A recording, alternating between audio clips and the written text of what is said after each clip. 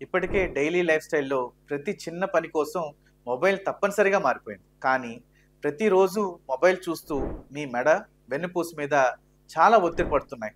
ఇది మీకు తెలుసా? ఈ అలవాటు డైలీ లైఫ్‌లో వెన్నెముక పైన ఒత్తిడి చాలా పెంచుతుంది. దీనివల్ల పొట్ట ముందుకు రావటం కావచ్చు, మెడ నొప్పి రావటం కావచ్చు, వెన్నెముక మీద బలహీనతలు వంటి సమస్యలు రావటం కావచ్చు. ఇంకా బ్రెయిన్, బాడీపై ఎఫెక్ట్స్ చాలా చూపుతున్నాయండి. ఇలాంటి ప్రాబ్లమ్స్‌ని తప్పించుకోవాలంటే కొన్ని జాగ్రత్తలు పాటించడం చాలా మంచిది.